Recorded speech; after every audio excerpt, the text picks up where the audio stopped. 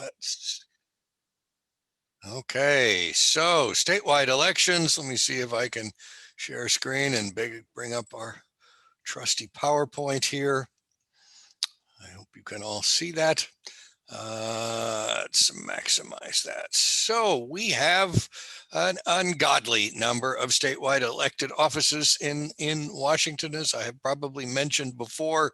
The founding fathers of our state didn't basically trust anyone, let alone the legislature or the governor. So they did what they could to diffuse power between as many branches, as many offices as possible. And then eventually added the insurance commissioner to that list. And so we have 8 on the ballot, and 1 ballot measure, and a couple of state Supreme Court seats, which I just sort of stumbled across. We'll talk a little bit about those as well. So once again, just to sort of underscore this point, because it tells us so much about Washington politics, is that so much of the population is in urban, suburban areas, and so much of it is right here in central Puget Sound. So when it comes to statewide offices, it's harder for Republicans to get elected. As we'll see, there are only 2 seats currently held by Republicans, and for those folks to get reelected, they're going to have to do much better in central Puget Sound than Republicans have done of late. So the red is where population density is, and as you can see, it's clustered in a few places. So population density by county, this underscores what we were just talking about. The darker the green, the fewer people live there. I mean, there are fewer people in Garfield County than there are in Normandy Park. So that ought to tell you something. King County, of course, by far the state's most populous county. And if you take 3 or 4 counties out of central Puget Sound, you've got pretty much at least half the population of the state. So that has a big impact because these areas tend to be more Democratic, at least in recent elections. So difficult for Republicans on a statewide basis.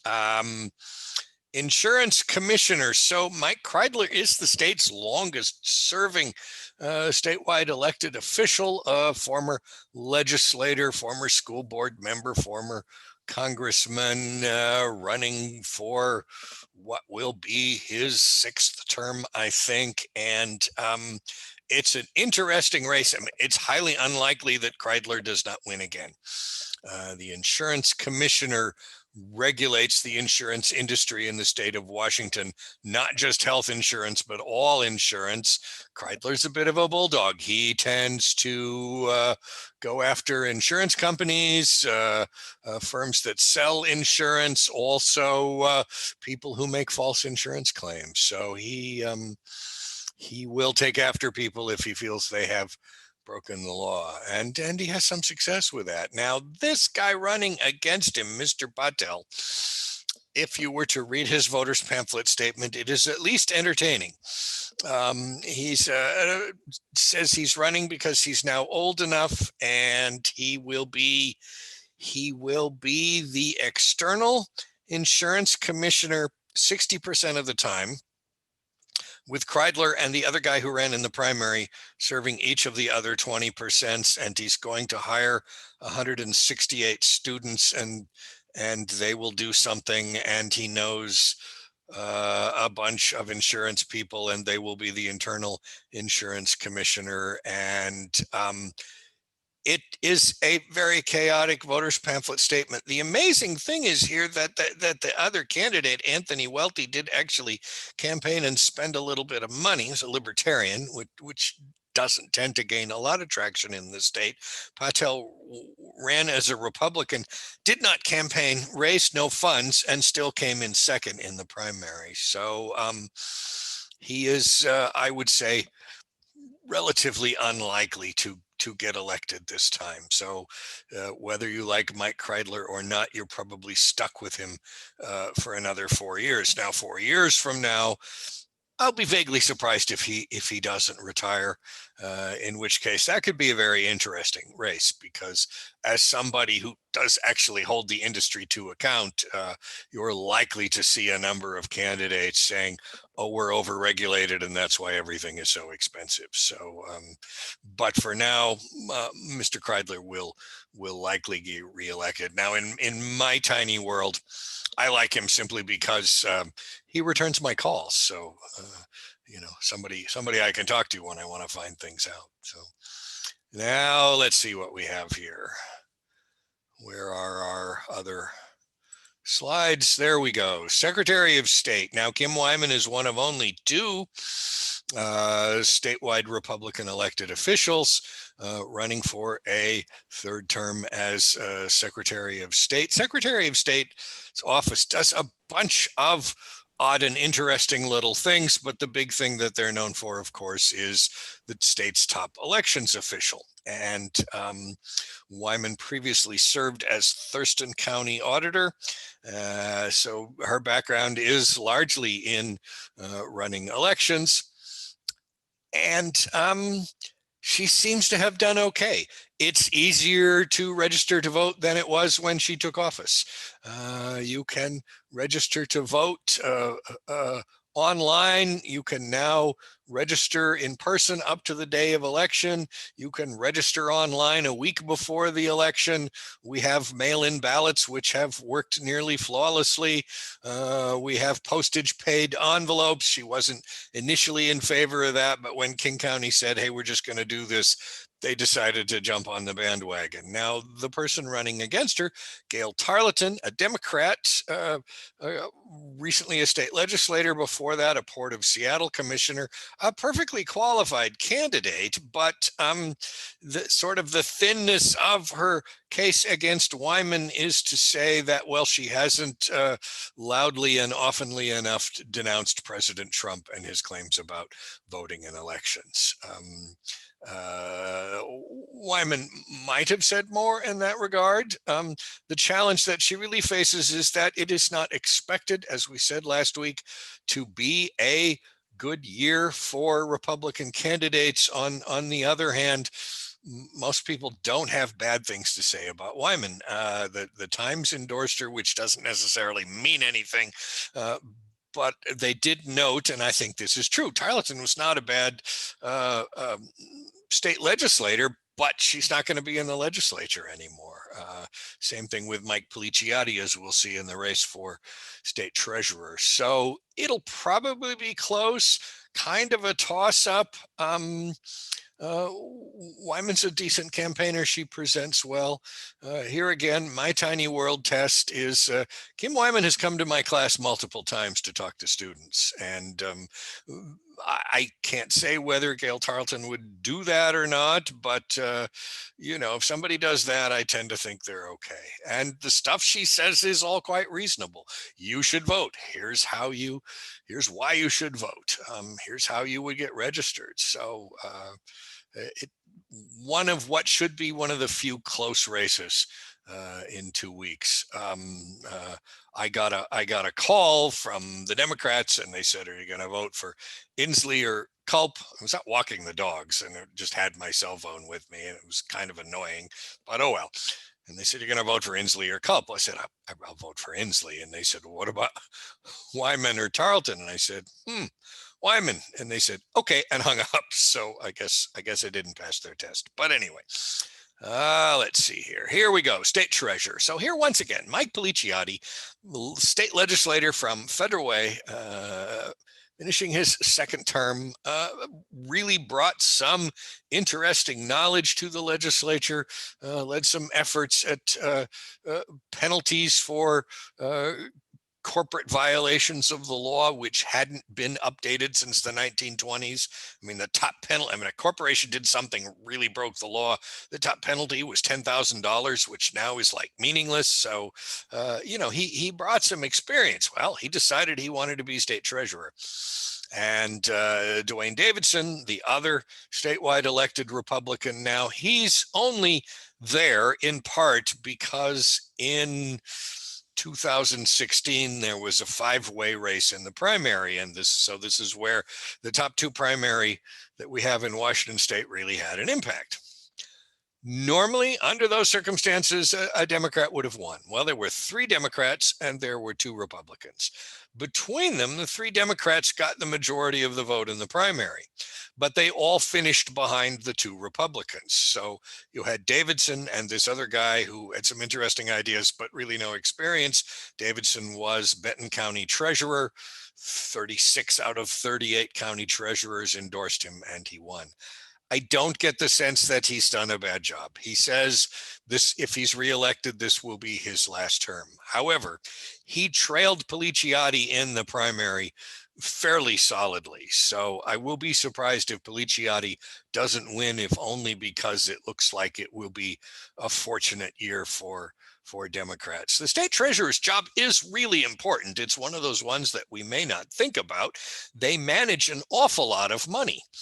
And for example, one important thing that they do, they deal with the float. Some of you may know what that is, right? So the state collects all these taxes and they end up with a treasurer, and they don't all have to go out at once on things that state government buys. So you take that float and you invest it in short-term things that are relatively safe, but that makes money for the state, which provides more money for services. So it's significant. And Policiati's complaint is that Davidson hasn't gone to a bunch of meetings, but as has been pointed out elsewhere, he doesn't necessarily have to. I mean, he's got people who work for him who may have particular expertise in one area, and so you send them instead. So neither one of them is a bad candidate. It's just a question of, do you think? Now, I think the Times, in endorsing Davidson, seemed to be saying they thought, well, we shouldn't have nothing but Democrats in statewide office.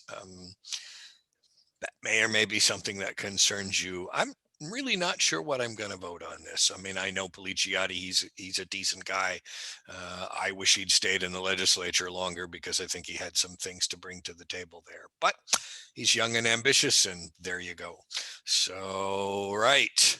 Superintendent of Public Instruction. Now, this is a very interesting race. This one might very well be close. Chris Reichdahl, the incumbent, got less than 50% of the vote in the primary. And in fact, the people who ran against him got more votes than he did. The Republican, it's a nonpartisan office, and I have some sections of bridge in the bottom of Lake Washington that I would like to sell you. Clearly, Reichdahl, former Democrat legislator, Espinoza, clearly a Republican. Reichdahl is interesting. He actually used to be a teacher. In my world, I tend to say those who can teach and those who can't, well, they make education policy, because that's what I observe most of the time. In Reichdahl's case, he was a teacher. He was a school board member, so he has actual practical experience in education. And being a state legislator is not a bad thing, because you have to work with the legislature. So Espinoza says she has a master's degree, but it turns out that she doesn't, because she didn't finish this class. It's a master's degree from Western Governors University. You may not have heard of this. It's a very interesting institution. You don't take classes, you just take tests. And the problem with that is it's sort of the difference between passing your driver's test and actually learning how to drive. They're not necessarily the same thing. The other thing is Espinoza says she runs this nonprofit leadership thing, except it's not actually a nonprofit because they didn't get all the paperwork filled out. So she is campaigning against Reichdahl on the basis of the topic of Referendum 90, the health and sex education bill that the legislature passed last year. And she says stuff like, well, this measure will teach sexual positions to fourth graders. That is simply not true. There's so much hoo-ha going around about this measure. And so she's trying to tie this on Reichdahl. Who knows? She might very well win. A higher turnout usually means more Democratic voters, so Reichdahl may, in fact, squeak through on this one.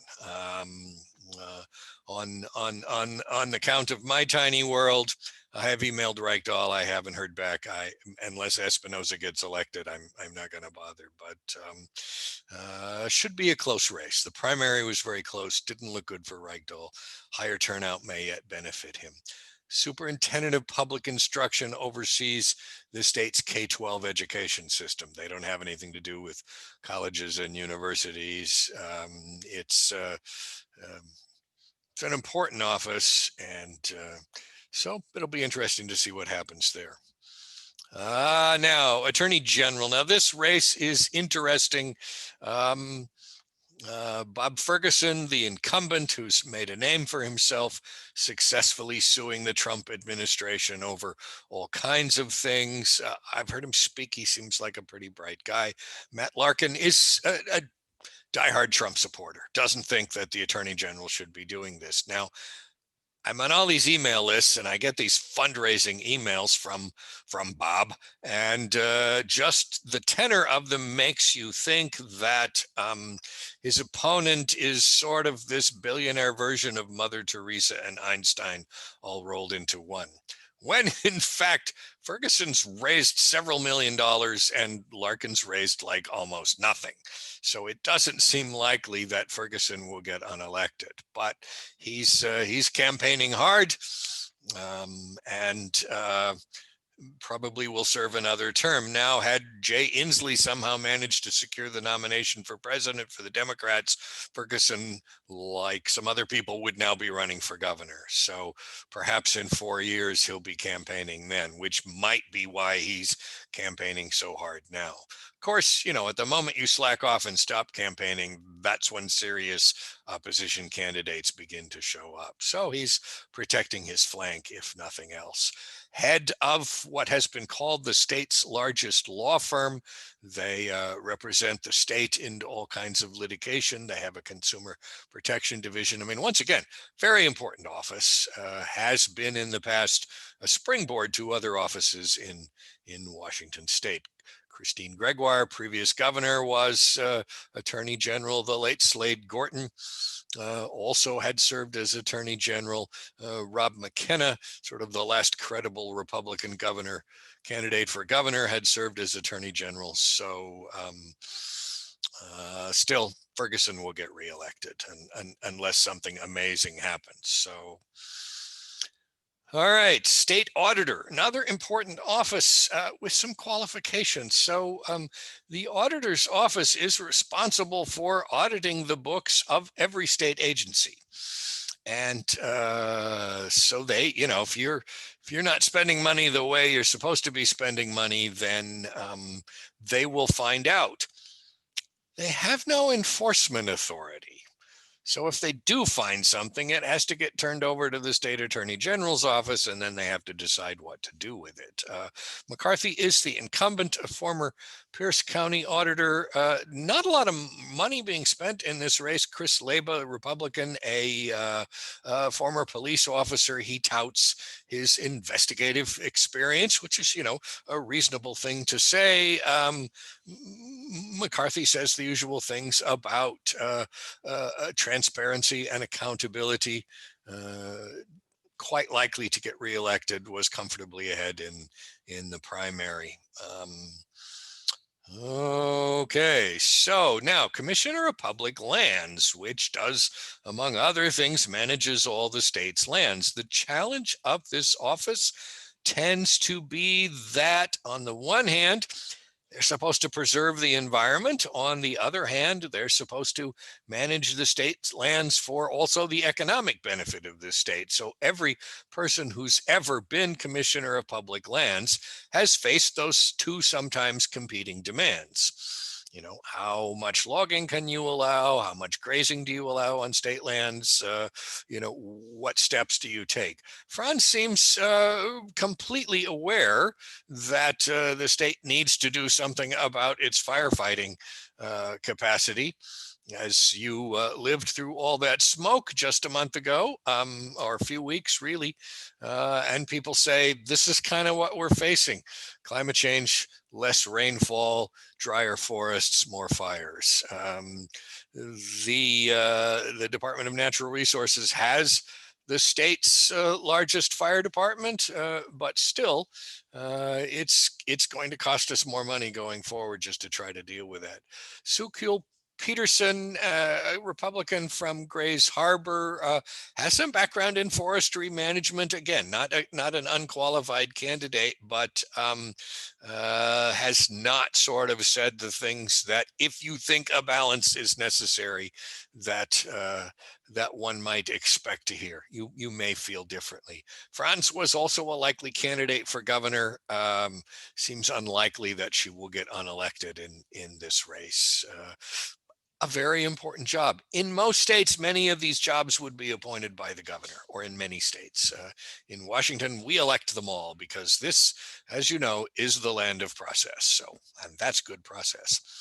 All right, Lieutenant Governor, the strangest office in all of Washington state. The lieutenant governor has exactly two duties: fills in when the governor is unavailable, out of town. If the governor were to leave office for any reason, the lieutenant governor is next in line. The other job of the lieutenant governor is presiding officer of the Senate. So in the state house, the presiding officer is the speaker, or her or his designate. In the state Senate, the presiding officer is the lieutenant governor. And once in a while that matters. Now, the lieutenant governor can vote in case of a tie, which ought to strike you as odd because there are 49 people in the state Senate. It is rather unlikely that they will ever have a tie vote. And in fact, there have been incidences in history where ill senators have been dragged from their hospital beds to make it to the Senate floor and cast a vote to keep there from being a tie. A couple of lieutenant governors ago, the lieutenant governor ruled a Republican bill out of order since it violated the state constitution. And that's what happened, right? The bill would have imposed supermajority requirements on increasing taxes. And as the state Supreme Court has ruled in other instances, there's nothing in the Constitution that says you could do that. So Denny Heck served in the legislature, rose to a fairly high position there, eventually became chief clerk of the House, which is the top sort of civilian person there, and now has served 5 terms in Congress representing the 10th District, got tired of Congress, came home and ran for lieutenant governor. Marco Leas is one of the people who helped give us Dwayne Davidson, because 4 years ago he ran for state Senate, apparently not very effectively, but managed to split the Democratic vote so that the 2 Republicans came through that election. Leas is sort of the more liberal of the 2 candidates, Heck more of a centrist. As I've said before, here's what's kind of interesting about this. Let's say Joe Biden wins and offers a cabinet post to Jay Inslee, like Interior or the EPA or something like that, and Inslee leaves. One of these guys will be your next governor. So that's probably one of the reasons why we had, a dozen people run for lieutenant governor in the primary. So Heck has raised about 4 times more money than Leas. I see more Heck signs than I see Leas signs, which is, pretty small sample size, but still, I will be surprised if Heck does not win. People I know when I was working there who knew him far better than I did, and they were from the opposite party, liked him. So I think he's well regarded in political circles. Straight shooter, honest guy. Not that Leas is a bad guy, but I don't know that he's as strong a candidate as Heck. So the incumbent, Cyrus Habib, was an interesting guy, legally blind from an early age, very highly educated, served 4 years. Now that's uncommon. Normally people get elected lieutenant governor and stay there forever. and in this case, he resigned, decided not to run for re-election, and apparently is entering the priesthood. So goodbye, Mr. Habib, and hello, Mr. Heck. So. And finally, the race for governor, another interesting race, if only because of the contrast between the two candidates. Jay Inslee is like way ahead in the polls, right? And honestly, not a great governor, not an awful one. Certainly a relatively honest, hardworking guy. I think that his response to COVID and the pandemic has been sort of his shining moment, to the point where I kind of thought, where was this guy when you were running for president? Okay. He ran for president largely on the basis of calling attention to climate change. And unfortunately, I think people don't always see that issue as compelling as perhaps they might. People might disagree about that. Although I did hear somebody say the other day, a climate scientist say, you got to stop saying, do you believe in climate change? Because it's not a question, it's happening. What and for Inslee, that's still an important issue, and that's something that he stresses. Legislators I know say he could be a little bit more involved in the legislative process. I mean, that's an important job of the governor, right? We elect a governor with the anticipation that they will have a vision for what the state can be, and then work to take us there. Now, Inslee has legislative experience. He served a long time in Congress. So it's not like he doesn't know how that works. But legislators I know said, he could have helped push some things forward a little bit more. That was apparently something that Christine Gregoire was actually good at. And of course, I often refer back to Dan Evans, who was simply masterful at the legislative process. And that's one of the things that made him a successful governor, was he was able to work with people and get stuff done. So Inslee's opponent, and this is sort of what makes the race interesting, is Loren Culp. Loren Culp is a high school dropout, but he got a GED, and there's no shame in that. I said that to somebody the other day. High school dropout. It's like, he got a GED. That's okay. There's nothing wrong with that. School shouldn't be on a strict time. I said, when are you ready to do this? Well, he did some other stuff and then decided to become a cop and got to Republic, and then the chief retired, and it was so small. I mean, there's like 1,000 people there, right? And he became the police chief. He gained fame because after we passed an initiative establishing much stricter gun control laws, he said that he would not enforce it because it was unconstitutional. It's a short hop, skip, and a jump from high school dropout to small town police chief to constitutional scholar, and from there to governor. Who knows? Culp's actually raised some money. I mean, he has enough money to run a credible campaign, but he is in so many ways the opposite of Inslee. So if nothing else, you have a clear choice here. He's pretty much a Trump supporter. So, there's that. You may think that's a good thing or a bad thing. Against all the COVID-19 restrictions. And this strikes me, because he'll say, well, I think we should educate people and then they can decide whether they want to wear masks, which to my mind utterly misses the point of wearing masks. I mean, if half the people aren't wearing masks, it doesn't help the people who are, because you wear a mask to protect others from something you might have. You do not wear a mask to protect yourself. I suspect you all know this. Mr. Culp doesn't quite seem to grasp that idea. He just thinks government is too big and does too much. So, there's a clear alternative. That is a point of view. Inslee, on the other hand, talks about, well, government should step in and make these things happen. Just a pretty clear choice there. Interesting thing about Culp is that he is not anti-union and opposes right to work laws. And that strikes me as, that surprised me. I did not expect to hear that. So, but he's trailing badly in the polls. He has rallies around the state. I see lots of culp signs all over the place, other counties. And but the rallies are, maskless, and so he's attracting a certain segment of the electorate. He's not likely to do well in central Puget Sound. The other thing I think about, and people don't always talk about this, or this is my particular bias, is his lack of experience. It's not just that he's never held elected office, it's that he's never had to work through the legislative process.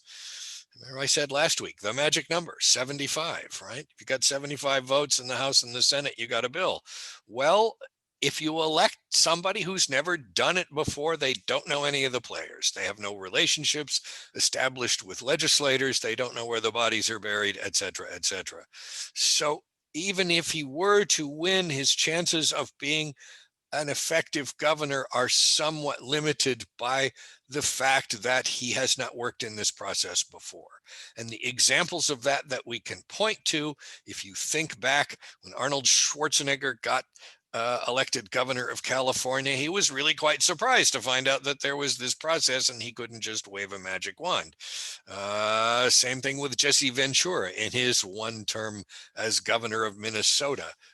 Didn't really know how to work with the legislature. And that is essential. I mean, doesn't matter how brilliant your ideas are, if you don't have the votes, they're not happening. And that is the system of government that we have. So likely to be a solid win for Inslee. And then the question becomes, he said he's not going to leave to take a cabinet post, but we'll see. I mean, he has such a passion for climate issues. I would think it will be at least tempting for him if he was, say, made Secretary of the Interior to try to use that platform to advance that cause. So, somebody like Culp, I mean, if he was really serious about politics, is like, well, run for the state legislature. He probably could get elected to the state legislature in his district, the 7th district up there in Northeast Washington. But, aiming for the top is always difficult, and you hardly ever see anybody succeed at that. So now referendum 90, which we have talked around a bit. Last year, the state legislature passed a law mandating a certain program of health and sex education for K-12 schools. And they stress it is age appropriate. So kindergarten through 3rd grade is just about sort of personal safety and common sense stuff, and how to say no. And then as students get older, in higher grades, they're exposed to more stuff. Parents can opt out, so nobody has to do this. 60% of the school districts in Washington state are already using this program. Still, this is always controversial because some people feel like, well, school shouldn't be teaching that to my kids. I will say that all the evidence appears to be that, what some folks used to say, well, you should just teach abstinence, apparently doesn't work. Doesn't stop kids from having sex any more often than they already are. So I mean, there's a logic to doing this. You may feel one way or another. I don't intend to make up your minds. The opponents to it are saying, as along with Maya Espinosa, saying ridiculous things like, oh, this is going to teach kindergartners how to have sex. That is simply not the case.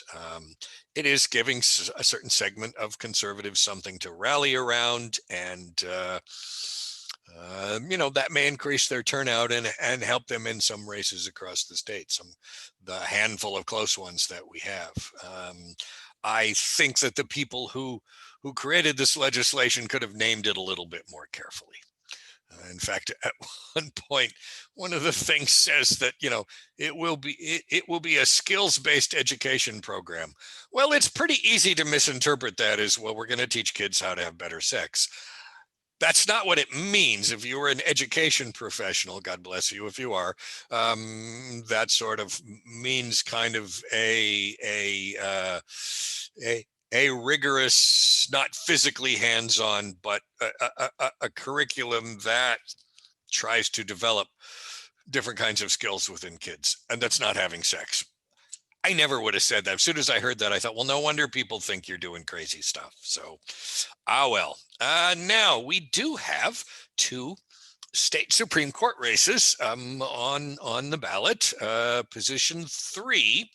Dave Larson, a municipal judge from Federal Way who has run once before, is running against Raquel Montoya Lewis, who is the state's first Native American justice. She is the incumbent.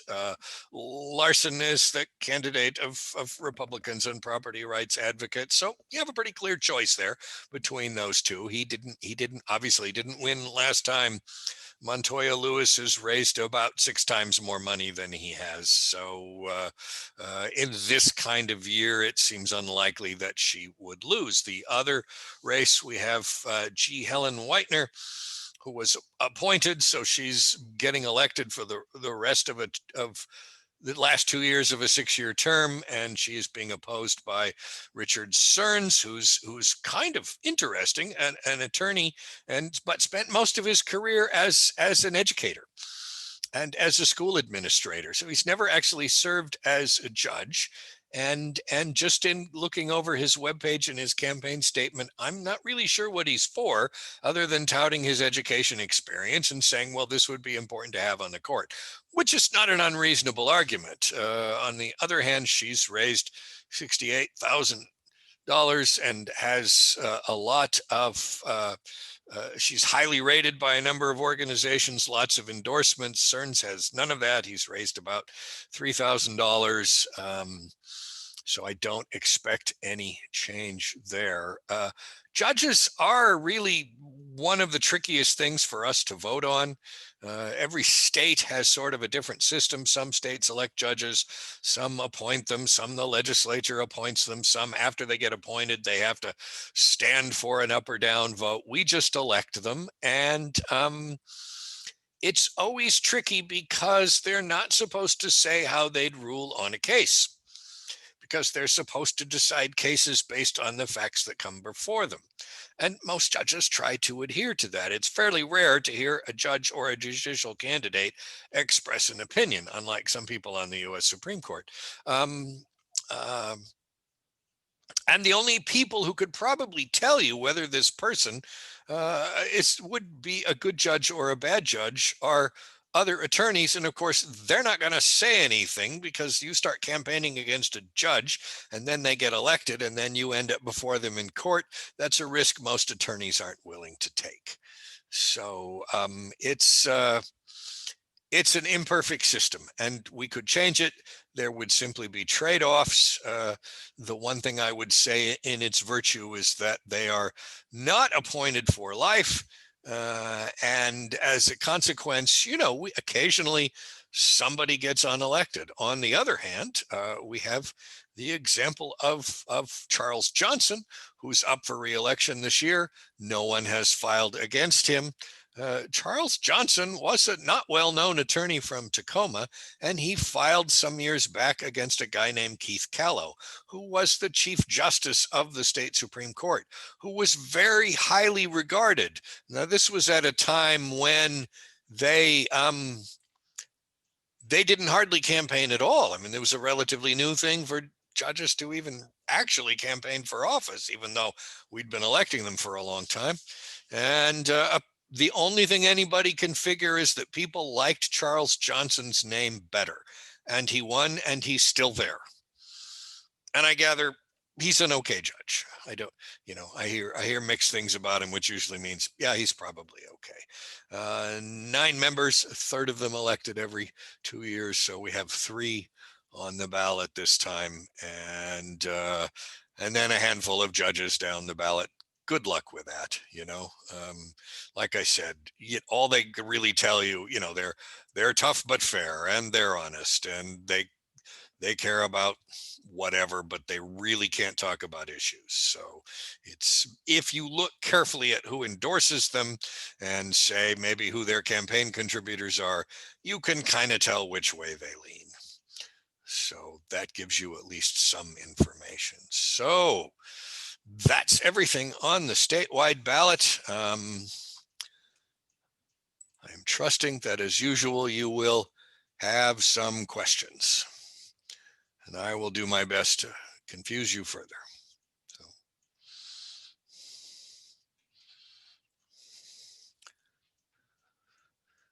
Please go ahead. Yes, Barbara.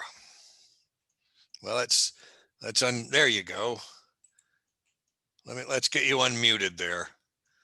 You have to unmute yourself. The gubernatorial debate was last evening. Yeah. I would be interested in your reaction and responses to that. I'm going to be really honest about this. I never watch those things. One, I have a limited tolerance for pain. Okay. Mm-hmm. And when I hear people say what I think is say crazy ass stuff, it just drives me nuts. And in any case, it wouldn't have changed my vote. I read about the debate because that's much less painful. And the candidates, I think, were fairly clear in where they stand on issues of some significance. Not having seen how they spoke, I can't really comment on that. It sounds to me like there was one hard question about something kind of dumb that Inslee had once said that he might have handled better. Like I said, in the case of Inslee, for me, I'm thinking, don't let the perfect be the enemy of the good. Is he a great governor? No, I don't think so. Is he an awful governor? No, I don't think so. Would he be a better governor than Mr. Culp at this point? I think so. The debates are useful. It's not abundantly clear that debates at any level, at least at higher levels, change a lot of people's minds. Inslee is so much more qualified to be governor, and in a heavily Democratic state in a heavily Democratic year, it's hard to imagine how badly he would have done to have made people say, no, I think I'm voting for Lauren Culp. The one thing that seems to enter into that, as I've noted before, is that people, I think, and you may disagree, tend to undervalue experience when it comes to public office. So that's the most I can say. A good question. And I won't watch any more of the presidential debates. So next week, don't ask about those, right? All I saw last night were lots and lots and lots of comments about the fly on Mike Pence's head. So it's sort of like, didn't you feel that? I mean, swat that away. Other questions?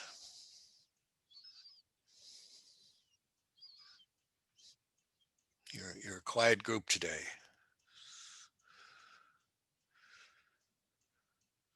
I presume this means yes, Ed. You're going to have to unmute there, Ed.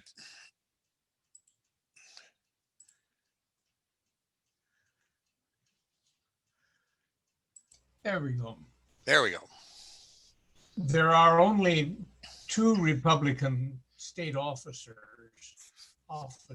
holders that seem to be Republican.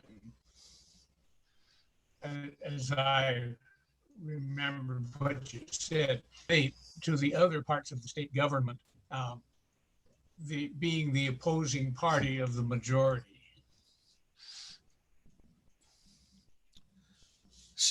How do they work with them? Well, so because of the nature of our state government, they have separate spheres of authority. Okay. The only place, the places where they're going to have to work with other parts of government tend to be when they're asking for money, which means submitting a budget proposal to the governor's office, which in some form becomes part of the governor's budget proposal to the legislature. Okay. And then if they're working with the legislature to either get either get changes in the law or to lobby for, their own particular piece of the budget. Now, in the case of these two offices, I mean, the treasurer's job is largely technical, right? You just need a good money manager, and there's nothing particularly partisan about that. One of the things that Policiati said was that one of his criticisms early on, which I haven't heard repeated, was that Davidson was investing state funds in things that he also had invested in. Well, they were all mutual funds, and it would be very difficult for him to not do that. And so if he has in fact dropped that as a criticism, then good, because I didn't think it was a very apt one. So, really, if Davidson just sort of shows up and does his job and keeps his nose clean and effectively manages the state's funds, he's okay. And on sort of a day-to-day governance basis, nobody's going to take after him. They're only going to take after him if he's not actually doing his job well. As far as the Secretary of State is concerned, the biggest part of their job, as we said, the state's top election official, Kim Wyman has done all the things that I would hope that a Secretary of State would do. And that sort of speaks to kind of the thinness of Gail Tarleton's campaign against her, is simply because we can't point to a lot of mistakes there. I mean, the only thing she seems to point to is that Wyman has not loudly denounced Trump. Now, I don't know why that is. I presume because she doesn't want to alienate the base because she wants to get reelected. I mean, if she came out strongly against Trump, then probably she loses some Republican votes and any chances of getting reelected. And if you're not elected, you can't make policy. You can't do that job. So while we might hope that she would step up a little more and say, hey, vote by mail has worked fine in Washington for decades now, stop that. But she hasn't done that. That's not necessarily a reason to vote against her. I will not be surprised if Tarleton wins simply because it's likely to be such a strong Democrat year. But in neither instance do I ever hear any legislators in particular say, oh, wow, that person's hard to work with. And I talked to enough of them that I think that might have popped up. So as far as I can tell, yes, they do get along, and the places where they have to get along are places where it's not hard to do that. It's where that might run into is if you had a Republican attorney general who was doing things that the governor might have disagreed with, such as when Rob McKenna joined a bunch of other Republican attorney generals to file suit against the Affordable Care Act, Obamacare. That was clearly not the opinion of the majority of people in Washington state, and other statewide office holders and legislators were like, really, what's that about? So that's the kind of office where you might see more clash. But for those two offices, not so much. Does that answer your question, Ed? Yeah. Good. Thank you. Yeah, good question. I drove up to Mount Baker last week, and north of Seattle area, there were a lot of culp signs and Trump lists, but Biden few and Inslee none. Yes. Hasn't the economy, north that reflect itself? Shouldn't that reflect itself in what kind of signs you see posted? I've noticed the same thing. We were on Whidbey Island a couple weeks ago. Same story. Last time we went up north to Bellingham, visit one of my daughters. Same thing. Lots of Trump signs, lots of culp signs, a few Biden signs, almost none for Inslee. I've seen very few Inslee signs, and I don't know why that is. Maybe they're just not putting their resources there. Maybe they feel like they got this in the bag.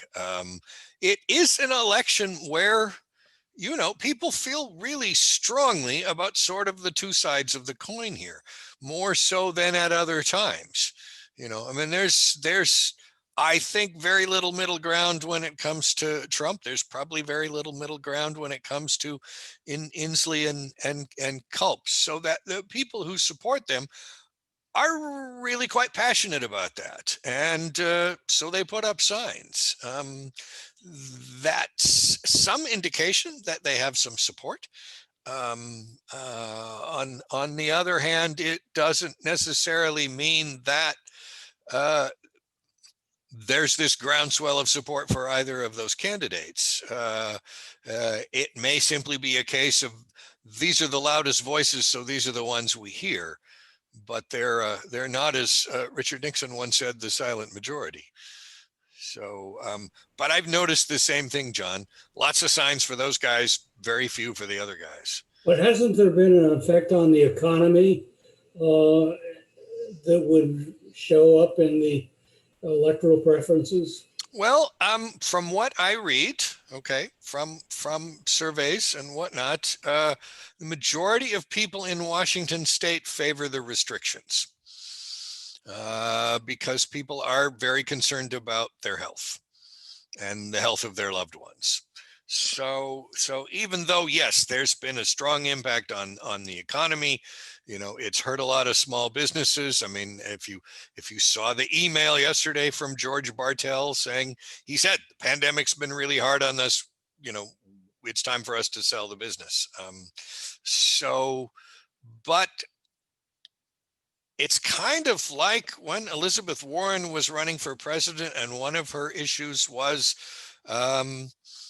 student loan debt. Well, most people in America do not have student loan debt. So even though she might have had a point about that, it was not an issue that was going to gain great traction with the majority of voters. By the same token, most people in the state of Washington are not business owners. So it hasn't impacted them the way it has. Now, I think it's going to be a challenge for us in the long run with so many businesses closing. I mean, there's going to be a lot of rebuilding to do when we get through this, and it'll be interesting to see what policies people put forward to do that. I'm honestly less confident that either party would figure this out. Honestly, when it comes to stuff like that, they just seem to both be a bit clueless. How about the agricultural economy? They've been hurt more by Trump than they have by Inslee. It doesn't mean that many of them are not still voting Republican. They tend to vote Republican, but Trump's, much vaunted trade deals have not helped them. They have lost overseas markets. Washington is a leading exporter of any number of crops, and so their markets are global, and that's where the big impact is. Locally, people are still buying food. So at least for those whose business is local, they probably haven't been hurt as much. Where the food component has come home most painfully is restaurants. Restaurants closing because they couldn't afford to open, or smaller gyms, for example, closed because they weren't big enough to open with restrictions. So businesses like that have been impacted. As far as the agricultural sector is concerned, they were probably more affected by the smoke than they were by the coronavirus. I gather that might yet have a negative effect on, say, the state's wine grapes. So we have one more question, if we can squeeze one in. why, sure. No, you've got to come up, Dee Dee. Oh, I have to come over Yes. there? One moment, we're in the classroom, so we have, we're going to have our participant come on up to the front because we've got one computer. Oh, okay. Mm-hmm. Sharing is caring. Whoops. I have heard so much about our state being such an unfriendly state. Which office is concerned with the situation that we had in Seattle? Unfriendly in what way? In the way we had so much turmoil in the Seattle area. Oh, yeah. Well, that is in many ways a city of Seattle issue. So that's not going to sort of spill over to state government. That was the question and the debate. I gather that Inslee kind of fumbled because originally apparently he said he wasn't aware of what was going on Capitol Hill. And later said that he was, and he had the state patrol ready and all that. that's, there's a lot going on there. People have legitimate concerns. From what I read, 97% of protesters are peaceful, but it only takes a few to make trouble and make the whole thing look like a catastrophe. Could the mayor have handled that better? Oh, probably, but anything she did would have made somebody unhappy. Could the city council handle that better? Oh, certainly. I expect ultimately that defund the police will become refund the police, and really then the question will be, did we do anything with those resources in the interim? Clearly, a lot of problems roll downhill to the police, mental health and poverty and things that they are really ill-equipped to deal with, and until we address those things, we're going to have those kinds of problems. When I think back to my youth, when things seemed to be calmer, the thing I notice is people had jobs, right? And people had decent jobs. And now you have way too many people working 2 jobs for minimum wage with no benefits. And that's not teenagers, that's adults with families. And those are issues that the police aren't going to fix that. And I don't think the city of Seattle's going to fix that. I mean, that's a national level problem. And, God willing, whoever's president sort of wakes up to that and really sort of takes steps to address those imbalances. When we were all growing up, you could get a job at Boeing and make a decent living. And that kind of thing was true all over the country. Well, that's no longer as true as it once was. We just have fewer manufacturing jobs, and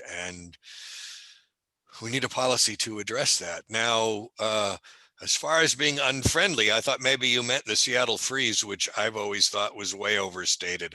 I don't think Seattle's unfriendly. I just heard that people weren't coming into Seattle and tourists were not. And there's so much turmoil in the city. Yeah, people I know who live there say that's not true. One, there's just not that much turmoil. I mean, there was some, clearly there was some. 2, tourists aren't going anywhere. I mean, there is the pandemic going on. So, the cruise line that we're in. Yeah. So, I mean, that would have an impact too. Yeah. I think we'll get past all this stuff. I'm certainly hope so. I still want to leave a better world to my grandkids. I'm sure you do too. So It's hard for little people.